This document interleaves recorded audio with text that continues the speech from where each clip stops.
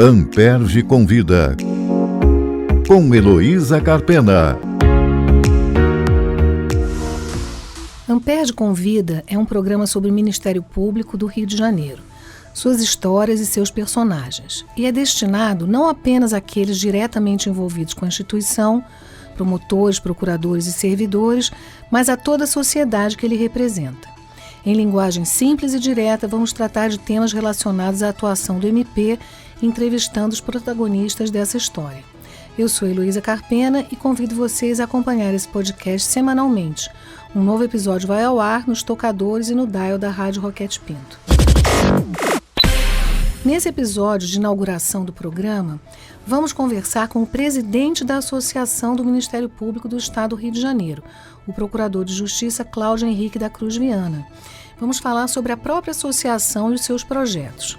Cláudio Henrique é Procurador de Justiça do MPRJ e ingressou na instituição em 1992 como promotor de justiça, tendo atuado em diversos órgãos do MP.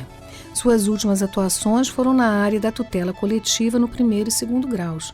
Cláudio é muito identificado com essa área onde nós trabalhamos juntos, para minha alegria. Então, quero dar as boas-vindas e começar pedindo que você fale, né, sobre a importância do movimento associativo para a sociedade. Uma atuação que vai além, né, do caráter corporativo, que é o mais facilmente percebido, né, pelas pessoas, na defesa dos interesses dos membros do Ministério Público, mas essa atuação que se insere como representação também da sociedade civil. Então, eu gostaria de começar a nossa conversa falando disso. Tudo bem, Heloísa? Muito obrigado. É muito bom a gente estar aqui para bater esse papo e falar um pouquinho da associação, da Amperge, né? É a Associação dos Promotores, Procuradores do Rio de Janeiro, e que tem, claro, uma função de defesa do Ministério Público, dos colegas, promotores, procuradores, mas não apenas isso, né? A gente não tem apenas esse caráter assim, sindical da associação. A Amperge também trabalha com muitos temas que são de interesse da sociedade. Eu costumo sempre dizer que a associação é um órgão da sociedade civil, é uma entidade civil e que precisa e tem que participar dos assuntos da sociedade, do Rio de Janeiro, do Brasil. São muitos assuntos que o Ministério Público se envolve, né? Se a gente olhar a nossa vida toda, desde quando a gente nasce até no momento final da vida, a gente tem um promotor de justiça que de alguma forma tem uma relação com essas atividades. Então é muito comum que os temas da sociedade, os temas legislativos, né, notadamente legislativos, envolvam a atuação do Ministério Público e a gente precisa ajudar a refletir, trazer também o nosso olhar de promotor, de procurador, as nossas experiências para todo esse processo político que é legítimo, né? De formação da lei, muitas vezes no Congresso Nacional, mesmo aqui na Assembleia Legislativa do Estado. E você acha que a sociedade, assim, de uma maneira geral, já identifica o Ministério Público como destinatários das suas demandas, assim, das questões de natureza coletiva? Quer dizer, o Ministério Público é mais associado à questão criminal, né? As pessoas leigas logo se lembram do promotor, o promotor acusador, aquele que vai lá no processo penal pedir a condenação do réu.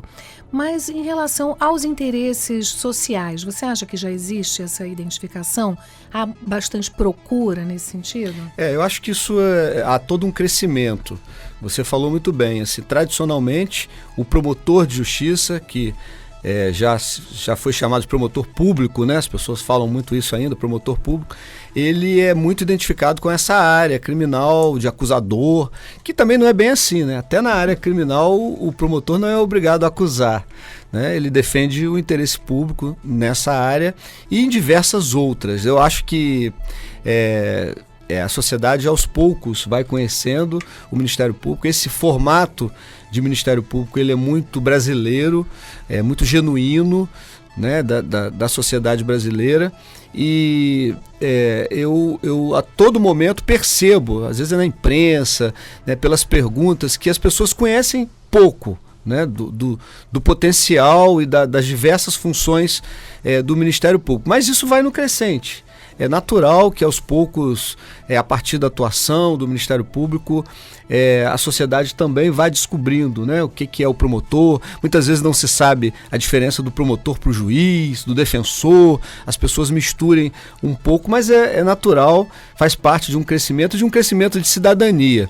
Eu acho, assim, uma característica muito importante do Ministério Público é essa identificação com a cidadania. E se a gente pensar no formato que o Ministério Público tem hoje, que veio da Constituição de 1988, que foi uma Constituição que, né, até se chama Constituição Cidadã, que se preocupou muito com a efetivação dos direitos. Não apenas dizer que existem tais e tais direitos, mas como que esses direitos podem ser implementados. E acho que o MP vem nesse pacote, vamos dizer assim, né, como uma instituição responsável e que contribui para a efetivação desses direitos constitucionais. Sem dúvida, a Constituição ampliou enormemente, né, o leque de atribuições do Ministério Público, aproximando ele da sua verdadeira vocação. Mas voltando a falar da associação, nesse papel, né, de representante da própria sociedade, você poderia mencionar, né, eu sei que a atuação sua, né, como presidente da Ampers tem sido muito também voltada aí ao plano nacional, acompanhando projetos de lei que estão tramitando lá no Congresso Nacional. Você poderia dar exemplos, né, dessa atuação em relação a temas mais específicos que estejam sendo tratados agora? Com certeza. São muitos os temas, né, que são hoje tratados no Congresso Nacional, que interessam a sociedade, que interessam o MP. E acho, Heloísa, que esse programa vai ser uma oportunidade de se falar nisso, né? Então a gente conversava há pouco tempo sobre o Sistema Internacional de Direitos Humanos. O que o Ministério Público tem a ver com isso? Como que a gente pode se inserir? O que a legislação hoje prevê sobre isso? A gente sabe que é um assunto que nós vamos tratar aqui, né? Responsabilidade das plataformas digitais, hoje é um assunto fundamental, né? Essa nova maneira de comunicação e liberdade de expressão, censura. Então é um assunto que tem muito a ver com a nossa atuação. Então, é um tema que a gente vem acompanhando e que vamos tratar aqui também. Ataques que aconteceram aí às escolas. Eu estou dando uns exemplos assim soltos, mas que mostram essa atuação do MP e o papel que o MP tem nisso, na área da infância e juventude. Então hoje existem projetos de lei no Congresso Nacional sobre o tema do Estatuto da Criança e do Adolescente, direitos que cada vez mais precisam ser protegidos, né? E por aí vai, proteção de dados, outro assunto super importante, né? Tem a ver com essa sociedade que a gente vive hoje, digital, né? E teremos outros ainda, Tribunal do Júri. Então, sobre todos esses temas, Heloísa, que o MP trabalha, atua no dia a dia, a gente tem lá no Congresso Nacional legislações, né? Então, por exemplo, falamos aí em questão do direito digital. Nós temos um projeto que tramita hoje no Congresso Nacional, super importante, que trata da prova digital. Porque as nossas leis, elas quando tratam da prova, de como o processo pode cuidar, né, das provas, isso é fundamental. Quando a gente pensa num processo, a gente tem que pensar o seguinte: alguém está alegando alguma coisa, ele tem que provar aquilo que está alegando. O autor, o réu. Então o MP também, quando propõe uma ação, ele tem que provar essa ação. Então hoje, diante desses novos meios, né, digitais, de telefone, de celular, de internet, é preciso um tratamento melhor. Hoje se utiliza o modelo tradicional de prova. Então a gente precisa ter uma lei que seja mais específica, mais moderna, que possa abranger esse novo tipo de prova. Entendi. E esse projeto se refere só ao campo penal ou também à legislação civil, processual civil? Também a legislação processual civil, né? É um projeto que trata de como é possível utilizar a guarda da prova para ela ter valor, para ela não se perder, para ela não ser manipulada. Tudo isso. E tem que ter um olhar específico, né, considerando essas novas tecnologias. Entendi. E é importante que o MP participe desse processo, né, trazendo a sua experiência nas ações coletivas, que a gente sabe o quanto é difícil, né, fazer prova das alegações quando se trata de uma lesão de massa, né? Muitas vezes essa prova está com as pessoas, com os titulares que foram atingidos e para o promotor que está levando essa pretensão à justiça, se torna difícil realmente obter a prova. Então, eu acho muito importante que você esteja lá. E nós esquecemos de falar na sua apresentação que você já está no seu segundo mandato, né, na associação. Então, você já muitas vezes foi a Brasília e tem estado lá presente acompanhando o debate nacional. Eu gostaria que você falasse um pouco se você percebe quais são as diferenças entre o movimento associativo, Associação de Ministérios Públicos, nacional e as associações locais. Existe uma diferença de pautas ou de conduta, de maneira de proceder? Como é que você vê isso? Hoje o movimento nacional do Ministério Público, ele é, vamos dizer assim, orquestrado, né, tratado pela CONAMP, que é uma associação nacional dos membros do Ministério Público, que congrega todas as demais associações. Então, a Associação do Rio participa também da CONAMP. Hoje, inclusive, eu sou diretor da região sudeste da CONAMP, e ela faz esse papel, esse trabalho de coordenar todas as ações no âmbito nacional, basicamente em Brasília, né, no Congresso Nacional, enfim, junto aos poderes, porque a gente, quando pensa nesse trabalho, a gente falou muito aí da questão legislativa, mas a gente tem também um trabalho intenso nos tribunais superiores, né, que para onde vão todos os recursos constitucionais, os recursos contra a lei federal, né, que envolvem o interesse do MP. Então, hoje, a CONAMP faz esse trabalho sempre num olhar que é aquele olhar que transcende as questões pontuais, locais. É claro que aqui no Rio de Janeiro nós temos questões específicas que dizem respeito ao Ministério Público do Rio de Janeiro, que são tratadas também pela associação, e tem esse trabalho macro que é feito junto com a CONAMP no nível nacional. E para falar de um assunto do momento, né, a questão da lista tríplice para a escolha do Procurador-Geral da República. Eu te peço para fazer para o nosso público, né, que também é constituído de pessoas que não são, né, profissionais do direito, mas não são da instituição. Explica um pouco como é que funciona esse processo de escolha de Procurador-Geral de Justiça e do PGR. E por que essa lista é importante e a maneira como isso está sendo conduzido lá no debate nacional? A Constituição de 88, ela separou o Ministério Público, os promotores, procuradores do Executivo. Até então, promotor e procurador poderiam também exercer funções no Executivo, como representantes da Fazenda Pública. Então, o Procurador-Geral da República, ele também representava a Fazenda Pública.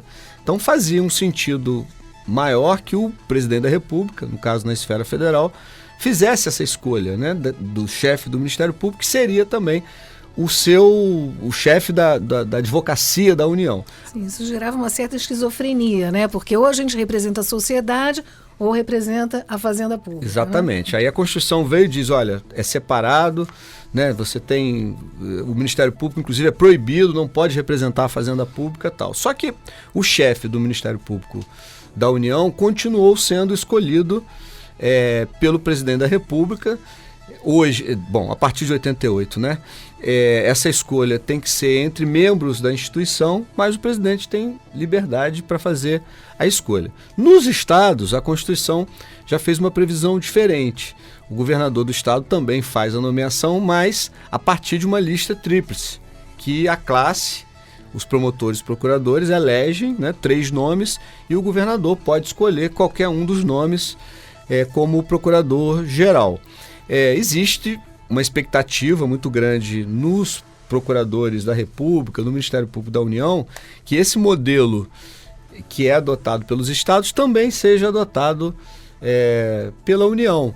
Porque você acaba conseguindo ter nomes ali que a sociedade possa conhecer, né? Que necessariamente tem que fazer uma campanha mostrando quais são as propostas dele, o que ele pensa do Ministério Público, o que ele pretende fazer quando for Procurador-Geral da República. Então isso é democrático, isso dá uma transparência nesse processo de escolha e permite que o presidente da República, então, faça uma escolha que seria acertada com os membros da instituição e com a própria sociedade, que também teria possibilidade de participar desse debate. Mas hoje há essa diferença. Nos estados há uma lista tríplice, na federal não. As associações, a Associação dos Procuradores da República, procura formar uma lista informal para encaminhamento ao presidente da República, mas não há nenhuma obrigação do chefe do Executivo Federal fazer a escolha a partir da lista. Mas a existência de uma lista, do meu ponto de vista, possibilita algum controle, né, pela sociedade desses nomes e do perfil, né, das pessoas que se candidatam ao cargo. É a eleição de um eleitor único, né, como a gente diz. Muito bem. E voltando aqui para a nossa realidade do Rio de Janeiro, quais são os projetos da Amperj aqui para o futuro? Eu sei que o podcast é um deles, né? Sim. Então... eu acho que assim, o grande projeto da Amperj é exatamente se aproximar da sociedade civil, fazer essa interlocução. Muitas vezes é uma interlocução difícil que o promotor faça, né? O papel nosso como promotores, procuradores, é um papel difícil porque é um papel como fiscal. E o fiscal nunca é bem visto, né? Quem gosta de ser fiscalizado, de, né, ser controlado, e esse é o papel do promotor, que muitas vezes distancia, acaba ficando um pouco distanciado do processo político, que é legítimo, né? Político com P maiúsculo, não, no melhor sentido da palavra, das relações sociais, das relações com a sociedade. Então a associação, ela pode e deve, né? Não só pode como deve, fazer essa interlocução, esse diálogo da instituição com os poderes políticos, com os organismos da sociedade civil, com a imprensa. Então, assim, acho que esse é um desafio, não é uma coisa simples nem fácil, mas que me parece muito importante que a associação esteja atenta para isso, além daquilo que é papel mesmo da associação, de congregar os colegas, né, manter um espírito de unidade, de união, dentro de uma pluralidade de pensamentos, mas fortalecer, né, a instituição, o Ministério Público, a partir das suas atividades, das suas reflexões, né? Atividades culturais, sociais, esportivas, tudo isso a associação está o tempo todo fazendo. Muito bem, e acompanhando as propostas também dentro da Procuradoria, né? Acompanhando o que está sendo feito na administração. Sobre o podcast especificamente, né? Falando aqui dentre esses projetos, né? Como eu vejo, esse é um canal de comunicação com a sociedade, né? Eu anunciei isso na abertura, né, dizendo que se destina não apenas ao público da casa, né, procuradores, promotores, servidores, mas à sociedade de uma maneira geral. Então esse também será, né, um canal de comunicação permanente aí com essa sociedade a qual servimos, né, em última análise. Então, o que você espera desse projeto, assim, em termos dessa diversidade de público, seus objetivos e dos temas a serem tratados? Assim, o que eu espero de melhor assim, é que os colegas, né, em primeiro lugar, os colegas possam participar, a gente consiga trazer aqui, né, nesses microfones uma participação maior possível, para que esses colegas dividam as suas experiências nas mais diversas áreas. E é claro, a gente sempre tem uma expectativa de que o podcast, enfim, o programa possa ter audiência, né? Possa ser ouvido, e que a gente tenha um retorno, né, com críticas, sugestões, porque é isso, a comunicação é uma via de mão dupla, né? A gente tem que fazer alguma coisa, receber, então esse é o papel do nosso programa aqui. Tenho certeza que vai ser muito bem conduzido por você, Heloísa, a quem aproveito também publicamente para agradecer essa disponibilidade de participar e de coordenar esse projeto para a associação, e a rádio também, a Rádio Roquete Pinto, que tem uma importância muito grande e, assim, de nossa parte, a gente ficou muito feliz com essa parceria, considerando a importância dessa rádio e do papel dela, que é um papel comunitário, né? É uma rádio que tem o objetivo de servir a sociedade, o bem comum, independentemente de questões políticas, locais e tudo mais. E comerciais, né? Que é Exatamente. importante a gente frisar que o fato de ser uma rádio pública também garante essa isenção, né? Essa imparcialidade em relação ao que a gente está discutindo aqui. Eu vou aproveitar já para anunciar, né, alguns dos próximos episódios, né, os temas que vão ser tratados. O Cláudio mencionou assim, en passant, a atuação do Ministério Público no Sistema Internacional de Direitos Humanos, que vai se dar quando o sistema interno já não dá resposta adequada, né, o suficiente às questões de direitos humanos especialmente importantes. Um outro episódio sobre a responsabilidade civil das plataformas, um tema super atual e controvertido, né, porque se discute qual é a natureza da responsabilidade das plataformas, se podem ou não responder pelo conteúdo, né, postado por terceiros. Isso é um tema, né, como nós sabemos, está aí na ordem do dia no Supremo Tribunal Federal e no Congresso Nacional, então acho oportuno a gente tratar disso.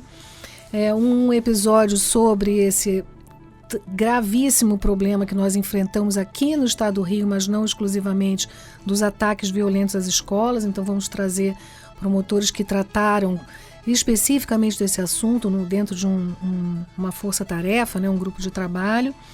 Proteção de dados e audiências de custódia. Então esses são os episódios que estão programados para vir a seguir. Então, como eu disse, eu convido, né, os ouvintes a comparecerem semanalmente para ouvirem um novo episódio. Eu te agradeço, Cláudio, foi muito bom a gente fazer esse piloto com o presidente da associação que comandou, né, liderou essa iniciativa, né, de fazer a cooperação com a Rádio Roquete Pinto para que o podcast realmente se tornasse uma realidade. Então, muito obrigada e até a próxima. Amperge convida, com Heloísa Carpena.